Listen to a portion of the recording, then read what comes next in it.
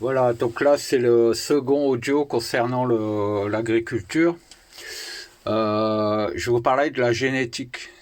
Pourquoi? Parce que la génétique c'est la conscience, c'est Dieu, c'est l'énergie. Tout ce que vous appréhendez, tout ce que vous sentez passer en vous comme énergie, toutes les émotions, etc., c'est de la génétique, en quelque sorte.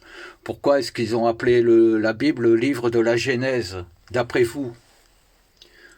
Il y a des moments où il faut commencer à comprendre les choses. Je vous explique un truc que j'ai déjà dit. J'ai pas le temps de développer ici. Les gens qui veulent avancer dans leur vie vont comprendre tout de suite ce que je raconte. Les autres vont le contester simplement parce qu'ils sont complices de ces systèmes. Ce sont des gens qui aiment être dépendants et rendre les autres dépendants d'eux-mêmes. Je vous explique comment ça se passe entre une mère et son enfant. La mère exprime le souhait d'avoir un enfant parce qu'elle ne se sent pas complète. Donc elle va naturellement avoir la pulsion d'avoir un enfant. Lorsqu'elle va avoir un enfant, c'est en quelque sorte une excroissance d'elle-même, une excroissance psychique. Elle va espérer que son enfant aura une vie meilleure qu'elle-même, ce qui pourra racheter en quelque sorte ses propres erreurs. Quand l'enfant naît, la source de vie, c'est-à-dire que tout ce qui permettra à l'enfant génétiquement de devenir adulte et d'être identifié psychiquement et divinement comme un être humain, c'est une énergie instantanée. Ça correspond à la seconde du moment où il est conçu. Pendant la grossesse, cette énergie, qu'on peut qualifier de cosmique, descend dans l'enfant au fur et à mesure que le nombre d'atomes qui le constituent augmente. Chaque atome étant un genre de canal de réception de sa propre énergie psychique, énergétique et cosmique, donc génétique. Quand l'enfant naît, l'enfant va être séparé physiquement de la mère. Donc, l'enfant n'étant pas encore adulte, toute l'énergie qui doit le nourrir psychiquement et génétiquement et s'alchimiser en lui pour qu'il aboutisse à un adulte va être portée par la mère. Ça se connecte à la glande pinéale et partout où ça peut. C'est là justement où certaines mères qui sont en manque affectif, au moment où l'enfant va grandir, vont devenir possessives. Mais une mère possessive, ça n'est pas une mère qui empêche son enfant d'aller ailleurs. C'est une mère qui bloque le flux énergétique entre la source de l'enfant porté par la mère et l'enfant lui-même. Elle va créer une barrière et elle va se nourrir psychiquement de la nourriture psychique de son enfant, donc énergétique. Quand l'enfant grandit, au fur et à mesure, la mère lâche un peu de cette énergie et l'énergie elle-même devient de plus en plus consciente jusqu'à atteindre l'adolescence elle-même et elle va de son propre chef remplir l'enfant psychiquement pour le faire grandir au niveau de l'intelligence. Pour les veaux, c'est pareil. Les éleveurs vont faire des veaux, souvent par insémination artificielle maintenant, aux vaches. Je vous apprends rien. Et quand le veau aura un certain âge, ils vont le séparer de sa mère. Avant, il était séparé de sa mère, il restait dans la ferme,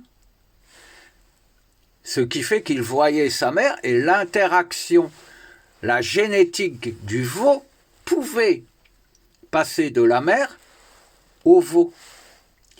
On parle des énergies. On dit ce qui est en haut est en bas.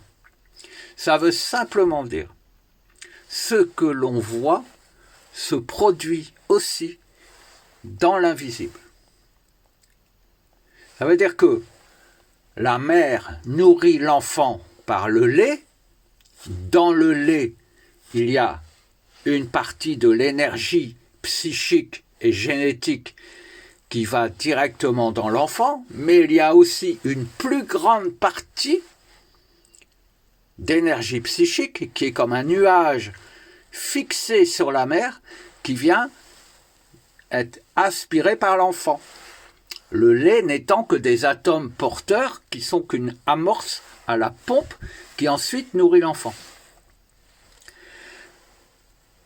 Quand ils prennent les veaux, ils les séparent de leur mère. La vache continue à faire du lait.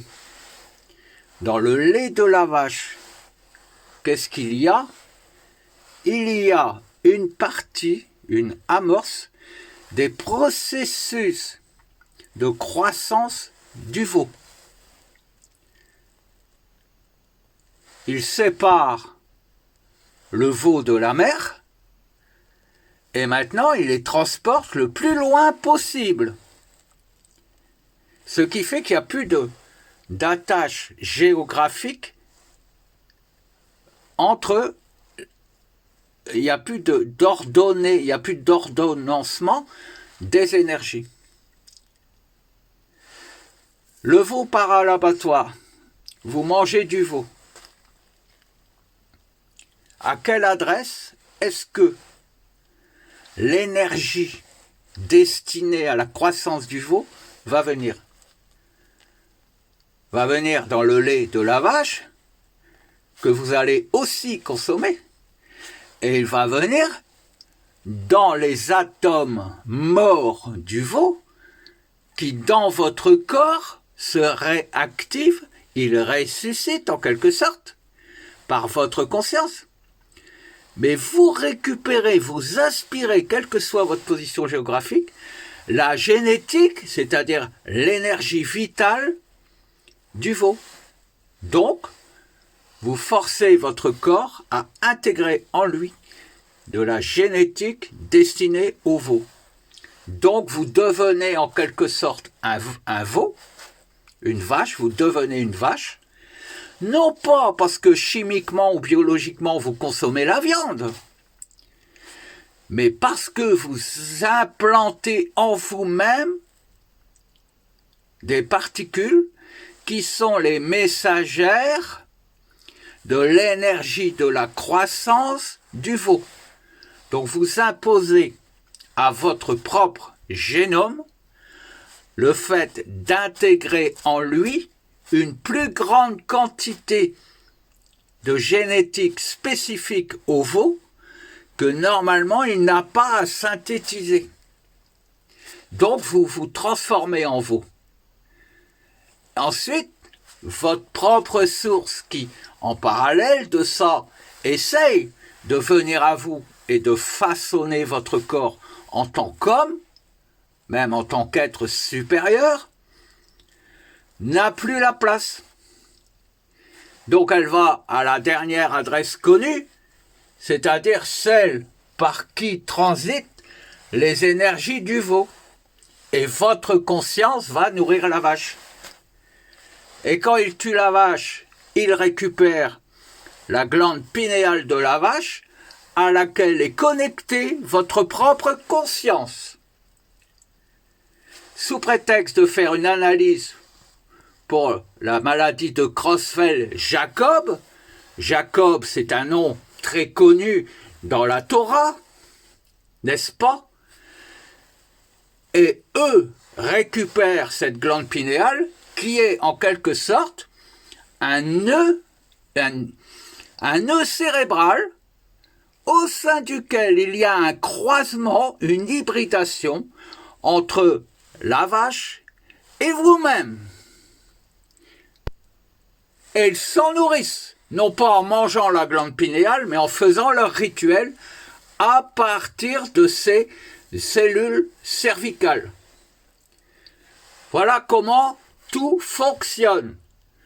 Donc, par le vaccin de leur vache, par le fait d'accepter que leur veau ne soit pas élevé sur la ferme, le simple fait d'accepter d'élever des vaches, alors que peut-être que la source de vie n'a plus envie d'être une vache, le fait de forcer le fait de produire de la vache et d'enfermer la source de vie dans des vaches au lieu de la rendre disponible pour fabriquer de meilleurs hommes, tout ça, ça fait en sorte que sans que vous le sachiez, vous vous empoisonnez.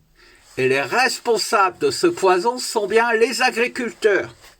C'est pour ça ils sont très férus de sorcellerie, ils ont des consignes, ils savent parfaitement utiliser les rituels pour protéger leur propre ferme, pour éviter de recevoir les foudres de guerre de l'énergie, c'est-à-dire du divin, la justice divine. Pourquoi croyez-vous qu'ils coupent les oreilles et la queue des porcs? C'est pour que cette communication épigénétique entre les espèces, entre les sauvegardes des espèces, ne puisse se faire et qu'eux-mêmes ne puissent être vus comme étant les responsables d'avoir emprisonné la génétique dans des animaux devenus illégitimes parce qu'ils ont été conçus à base d'OGM, de sélection génétique, etc., etc. Et vous vous implantez, vous vous présentez comme étant les gardiens de la génétique de tout animal et de tout végétal que vous consommez. Donc là encore, c'est tout ce système qui doit être remis en cause. Lorsque ça se passe dans un village ou dans une tribu où les gens côtoient les animaux, même s'ils les consomment, c'est beaucoup moins grave, parce que là, c'est une empathie qui se crée, mais il n'y a pas de calcul derrière, il n'y a pas de rituel derrière, donc les choses ne sont pas forcées. Mais les sachants, comme la franc-maçonnerie, les juifs et compagnie, savent tout ça, et c'est tous ces transferts énergétiques qui vous paraissent anodins, et qui de toute façon, pour le commun des mortels, est totalement invisible, c'est ce qui permet de créer des interférences, des interfaces, de faire des hybridations génétiques, de vous diminuer, de vous rendre coupable de ne pas devenir des êtres plus grands, en quelque sorte. Voilà comment ça fonctionne. Donc, tous ces systèmes-là vont être revus et corrigés. Je peux vous affirmer que c'est la réalité et c'est en cours. Et ceux qui continueront à être complices de ces systèmes sataniques,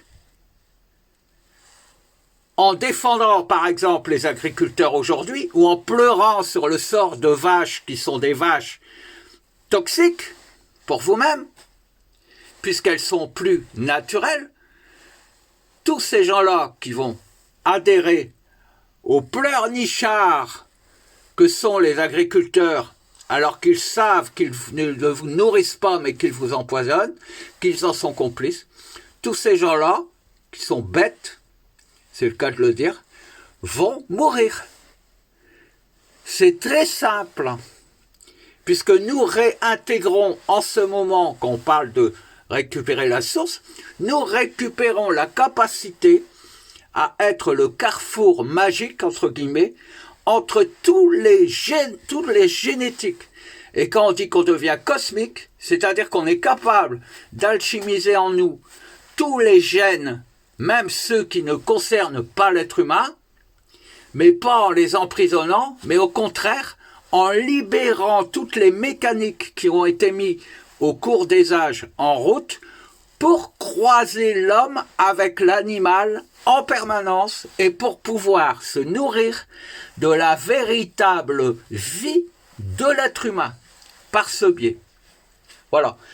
On me croit, on ne me croit pas. Ça n'est pas mon problème.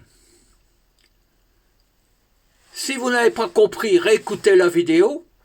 Si vous avez des personnes à qui vous tenez, tentez le coup de leur partager cette vidéo.